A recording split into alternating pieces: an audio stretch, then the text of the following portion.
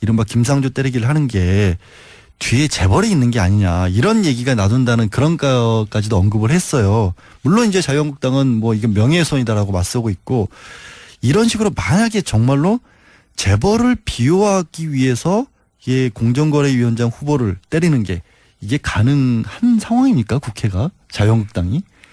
이 김상조 후보자에 대해서 제기되는 의혹들이 실제로 다른 공직 후보자들에 비해서도 굉장히 이제 좀 작은 의혹들인데 이걸 갖다가 굉장히 크고 강하게 이렇게 소문난 잔치처럼 이걸 몰아치는 것은 그 진짜 문제가 있어서라기보다는 문제 있는 것처럼 만들어서 낙마시키거나 아니면 앞으로 공정거래위원장으로서의 그 활동을 갖다가 제대로 못하게끔 상체기를 많이 내자라는 그런 의도가 있는 게 아니냐는 의혹이 있는데 저는 그 의혹이 근거가 없다고 생각지 않습니다. 왜냐면은 우리가 다 잘 알고 있는 것처럼 자유한국당에게 재벌은 오랜 고객 아닙니까? 그리고 주요 고객 아닙니까? 그리고 또 이 두 집단이 하나의 경제 권력이고 하나는 정치 권력인데 오랫동안 협치를 해온 거 아니에요? 이 자유한국당 이 협치를 우리가 좀 학술용어로다가 정경유착이라고 부르죠. 그게 그렇게 연결이 돼요. 그리고 이 협치의 가장 잘못된 어떤 그 사건이 바로 박근혜 국정농단이 뭡니까? 자유한국당. 이라는 정치 권력과 그리고 정경련이라는 그 재벌 당신은 물론 새누리당이었습니다만은 그의 어떤 잘못된 만남 부적절한 관계를 지속하다가 생긴 사고 아니에요. 그렇기 때문에 저는 자유한국당이 분명히 알아야 될 그 자유한국당의 오랜 고객 그리고 협치 관계 그 내연의 관계인 정경련 그 정경련이 국민들에 의해서 해산 요구를 당하고 있거든요. 그런 마당에 이제 이 오랜 고객과의 관계를 끊어야 됩니다.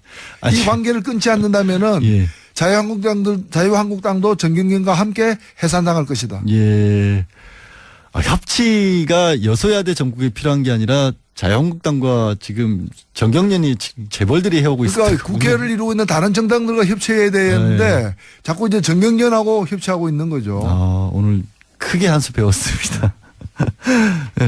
지금 근데 이런 분위기에서 사실은 이제 정의당 같은 경우는 어쨌든 더불어민주당과 많이 뭐 그 결을 같이 하는 부분이 많이 나오고 있는데. 저희들은 그런 게 아니고요. 더불어민주당과 결을 같이 하는 게 아니라 국민의 상식과 결을 함께 하고 있습니다. 역시 노회찬 의원이십니다. 근데 이제 제가 여쭤보려겠던 게 왜 이런 말씀을 꺼냈냐면 그런데 자유당 어쨌든 정의당과 민주당이 있는데 캐스팅 보트를 결국 쥐게 된 게 양쪽에 이제 바른정당과 자유한국당이 있다 보니까 국민의당이란 말이에요. 근데 국민의당이 바깥에 공식적으로 내놓는 의견과 또 내부에 예를 들면 박지원 전 대표라든가 이런 분들의 목소리가 달라요. 이거는 어떻게 가야 될까요? 국민의당은. 저는 뭐 이번에 김상조 공정거래위원장 내정자에 대해서는 박지원 전 대표나 김성식 그 정책위 의장 이런 분들이 좀 국민들의 상식을 좀 반영하는 발언을 하고 계신 걸로 알고 있고요. 그분들이 상식이라는 거. 그리고 아직 이게 확정이 된 건 아니죠. 내일 그 의원총회를 다시 열어서 최종 결정하겠다고 하니까 제가 볼 땐 뭐 큰 문제가 없으리라. 오히려 국민의당도 통과를 시키려는 쪽에 더 무게를 두고 계신 거네요, 그러면? 뭐 국민의 당이니까. 그렇죠. 국민의당이라는 이름이 참 그러고 잘 지은 이름이에요. 국민의 뜻을 제대로 받들기 무거운 이름이죠. 무거운 이름이죠. 그렇습니다. 무거운 이름이죠. 굉장히. 알겠습니다. 만약에요. 지금 사실은 공정거래위원장 같은 경우에는 국회에서 인준 안 해도 청와대가 마음을 먹으면 임명할 수 있는 자리 아니겠습니까? 문재인 대통령 어떤 선택을 할까요? 만약에 반대를 하더라도 혹시 이런 기조에서도 강행을 하실까요? 아니면은 뭐 조금 마음을 잘리 먹거나 그렇게 나가실까요? 가야죠. 가야 된다. 철로 위에 뭐가 있다고 해서 기차가 멈추지는 않습니다. 아니 그거 굉장히 무서운 얘기처럼도 들리는데요. 이 경우에는 그냥 가야 되는 거고요. 지금 제가 볼 땐 자유한국당도 과거에 자기들도 그랬지만 이번 경우에 그 임명을 할 거라는 걸 알고 있어요. 다만 특히나 이제 공정거래위원장이고 재벌을 단속하는 부분이니까 여기 좀 여러 가지 이제 좀 오물을 투척하고 싶은 그런 생각에서 지르고 있는 거죠. 예, 제가 인터뷰를 사실 처음 해봐서 막상 들을 때보다도 직접 들으니까 더 참, 예, 세네요. 아니요, 저는 구사하는 단어가 몇 개 안 되다 보니까 생활적 용어가 많습니다. 알겠습니다. 내일요, 이제 사실 다른 분들도 청문회가 계속 이루어지지 않습니까? 뭐, 김희수 헌법재판소장 후보자, 김동연 경제부총리, 또 강경화 외교부 장관 네. 후보자 이런 분들 인사청문회가 내일부터 줄줄이 열리는데 특히 강경화 후보자 같은 경우에 많이들 지적들 하는 것 같아요. 일부 언론이라든가 아니면 특히 뭐 자유한국당에서도 그렇고 뭐 바른정당이나 국민의당도 마찬가지고 강경화 후보자에 대한 전망은 어떻게 혹시 보고 계세요? 제가 볼 때는요. 앞으로 이제 장관들이 지금 겨우 실제 국무위원은 몇 사람 내정 안 되지 않았습니까? 예. 이제 뭐 정치인들 몇 분이 계시고요. 제가 볼 때는 수가 적어서 그렇지 수가 앞으로 더 이게 청문회 대상인 분들이 더 많이 발표가 되면은 좀 다양한 어떤 문제 제기들이 이루어질 거예요. 지금은 어찌 보면은 좀 제법 긴 시간 동안 거의 2주에 가깝게 강경화 후보자고 몇 사람만 이렇게 딱 외롭게 있다 보니까 표적이 집중돼 가지고 작은 문제도 침소봉대되어서 이렇게 되어가고 있는 것 같은데요. 저는 일단은 강경화 후보자 같은 경우에는 또 새로운 다른 어떤 문제 제기가 나올 수도 있기 때문에 청문회를 더 지켜봐야 된다고 생각되고요. 다만 이제까지 제기된 문제 중에서는 콘도를 갖다가 이렇게 공동명의로 자녀와 공동명의로 증여세 안 해서 냈다. 증여세 포탈 의혹이 있는 부분에 대해서는 몇 달 후에 다시 이렇게 팔았죠. 팔았고 팔았을 때 판 돈을 갖다가 공동명의자인 미성년 자녀에게 준 게 아니라 그냥 이제 아버지가 가져간 거기 때문에 애초에 돈을 낸 것도 아버지였고 판 뒤에도 다 아버지가 회수했고 그러니까 그렇죠. 이제 증여가 아닌 거 증여 행위가 없었던 거고 뭐 자유한국당의 문제 제기를 따르더라도 뭐 이 증여세 포탈 미수범 포탈을 하려다가 의사가 없었지만 하려다가 미수에 그친 미수가 아니죠. 이제 의사가 없었죠. 미수도 의사가 없으니까 미수는 아닌데 하도 의사가 있었다고 주장을 하니까 하여튼 증여는 실현되지 않았던 것이기 때문에 원인 무효가 된 셈이라고 보고요. 문제 제기의 원인이 무효됐다고 보고 그다음에 학교 가기 위해서 이제 이화 여고 가기 위해서 소위 위장 전입했다는 부분에 대해서는 좀 납득 안 가는 부분이 있어요. 저는 왜냐하면은 당시 이화여고는 그 학교 가기 위해서는 그 동네 살아야 되는 학교가 아니었거든요. 공동학군이어가지고 다른 지역에 살더라도 그 학교 갈 수 있는 그 공동학군이기 때문에 이화여고 가기 위해서 위장 전입한다는 말 자체가 성립이 안 되는 말이에요. 굳이 그럴 필요가 없었다. 그럴 필요가 없었죠. 근데 주소는 또 이화여고 근처로 옮긴 건 사실이거든요. 반사라던 것. 근데 제가 그것도 이해 안 가는 게 옮긴 학생은 처음에는 학생만 이제 한 달여는 있다가 나중에는 아버지 형제까지 그렇죠. 이제 온 거 아닙니까? 그런데 그 학생은 미성년이잖아요. 미성년은 세대를 구성할 수 없으니까 세대주 전입이 안 되거든요. 그렇죠. 그럼 다른 사람의 다른 세대주의 동거인으로 들어갔다는 얘기인데 그럼 그건 누구인지 그리고 그런 편의는 왜 봐줬는지에 대해서 좀 소상하게 해명을 하면은 큰 문제가 없지 않겠는가. 저는 뭐 그렇게 생각합니다. 이제 대표님 표현을 빌자면 이제 협치 관계에 있고 고객의 만족을 위해서 자유한국당은 목소리를 크게 내고 있을 뿐 해명이 제대로 되면 큰 문제가 없을 수 있다라고 보시는. 그리고 오히려 자유한국당의 사실은 제가 뭐 넘겨짚으면은 정통 외교부 관리가 아닌 어떤 강점과 장점도 있지만 또 뭐 이 사강과 직접 이렇게 다뤄보지 않은 4대 강국을 직접 다뤄보지 않은 이제 주로 유엔에서 다자간 협정이나 인권 문제에 치중했던 전문가이기 때문에 4강 외교를 제대로 할 수 있는가라는 문제 제기가 보수 일각에서 있어요. 그러면 그런 걸 가지고 외교와 관련된 여러 가지 노선이라거나 정책적 준비라거나 이런 걸 갖다가 검증하는데 능력 검증을 해야지. 심혈을 기울여야지. 좀 엉뚱한 데 자꾸 파고 있는 거 아니냐. 보수 세력으로서도 직무를 유기하고 있다. 저는 그렇게 생각합니다. 알겠습니다. 지금 또 어제 이제 문재인 정부가 계속해서 강조해 왔던 일자리 관련돼서 그러니까 내일 추가 경정 예산안 11조 2천억 원 가량을 국회에 제출하겠다고 밝혔습니다.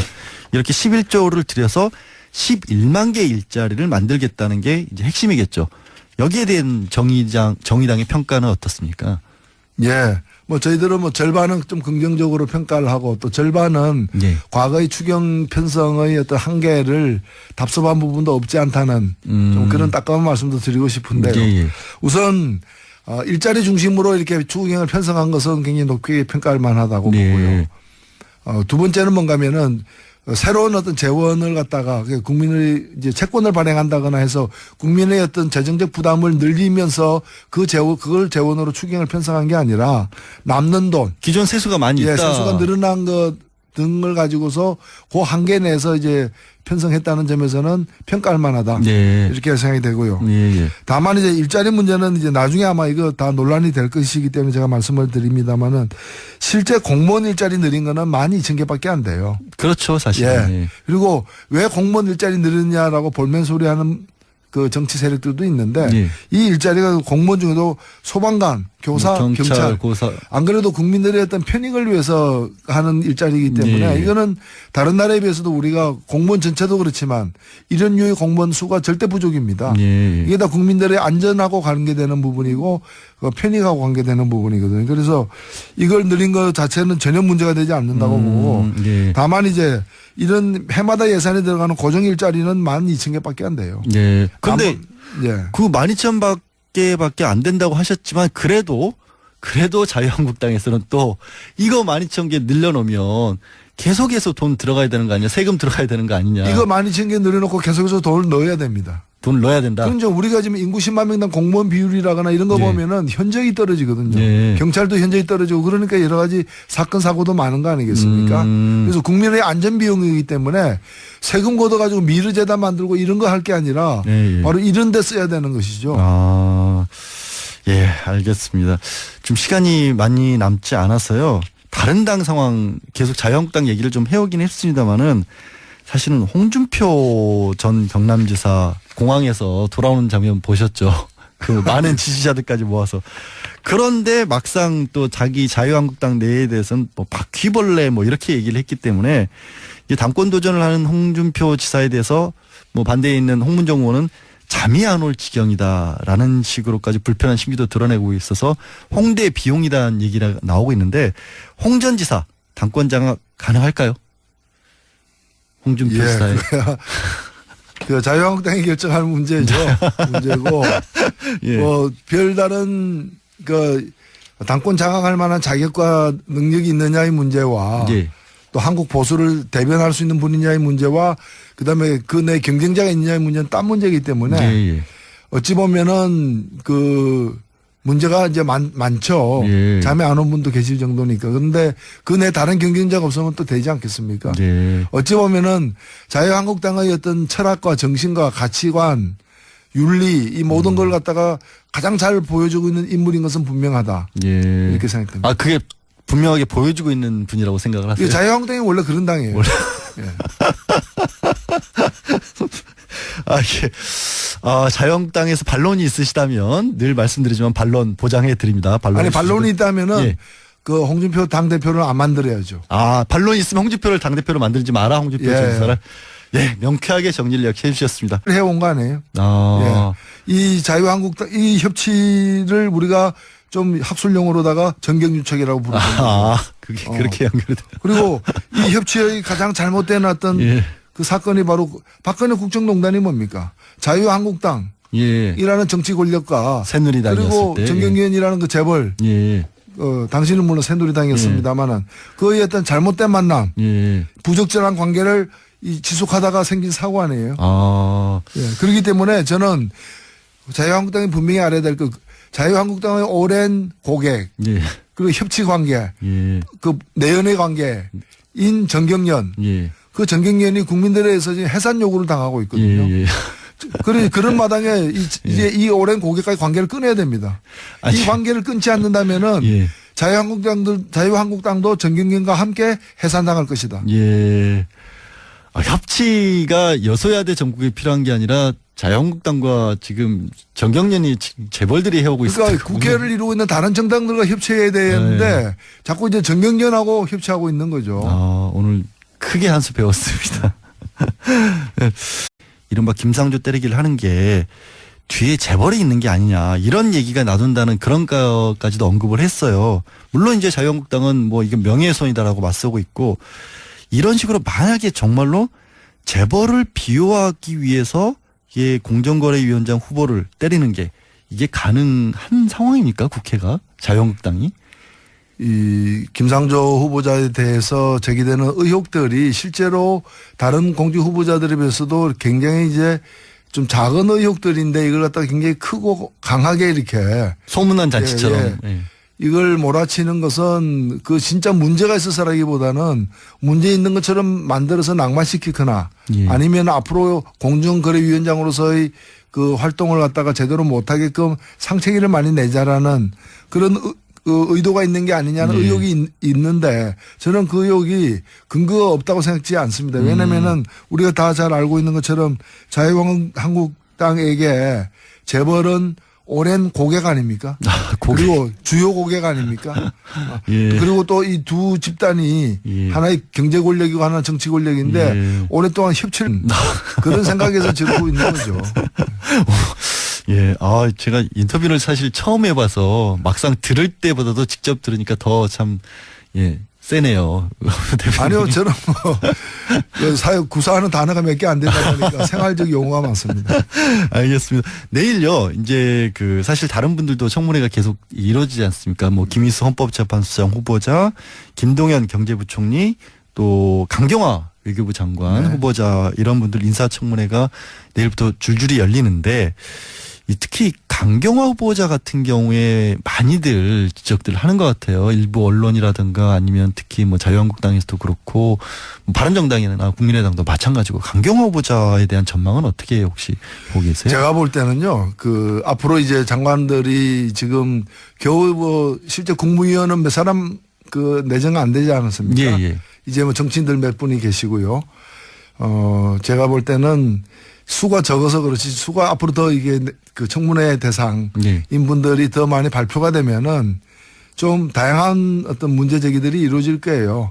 지금은 어찌 보면은 좀 제법 긴 지금 근데 이런 분위기에서 사실은 이제 정의당 같은 경우는 어쨌든 더불어민주당과 많이 결을 같이 하는 부분이 많이 나오고 있는데. 저희들은 그런 게 아니고요. 더불어민주당과 결을 같이 하는 게 아니라 국민의 상식과 결을 함께 하고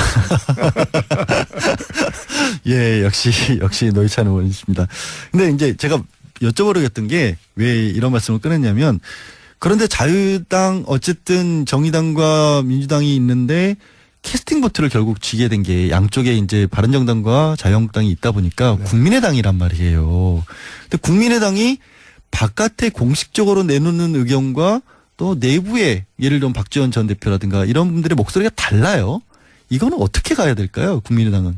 예, 저는 이번에 김상조 공정거래위원장 내정자에 대해서는 박지원 전 대표나 김성식 정책위 의장 이런 분들이 좀 국민들의 상식을 좀 반영하는 발언을 하고 계신 걸로 알고 있고요. 그분들이 상식이라는 거. 예, 그리고 아직 이게 확정이 된 건 아니죠. 내일 의원총회를 다시 열어서 최종 결정하겠다고 하니까 제가 볼 땐 큰 문제가 없으리라. 오히려 국민의당도 통과를 시키리라는 쪽에 더 무게를 두고 계신 거네요, 그러면? 예, 국민의 당이니까. 그렇죠. 국민의당이라는 이름이 참 그러고 잘 지은 이름이에요. 국민의 뜻을 제대로 받들기 무거운 이름이죠. 무거운 이름이죠. 예, 그렇습니다. 무거운 이름이죠. 굉장히. 알겠습니다. 만약에요. 지금 사실은 공정거래위원장 같은 경우에는 국회에서 인준 안 해도 청와대가 마음을 먹으면 임명할 수 있는 자리 아니겠습니까? 문재인 대통령 어떤 선택을 할까요? 만약에 반대를 하더라도 혹시 이런 기조에서도 강행을 하실까요? 아니면은 조금 마음을 잘리 먹거나 그렇게 나가실까요? 가야죠. 가야 된다. 예.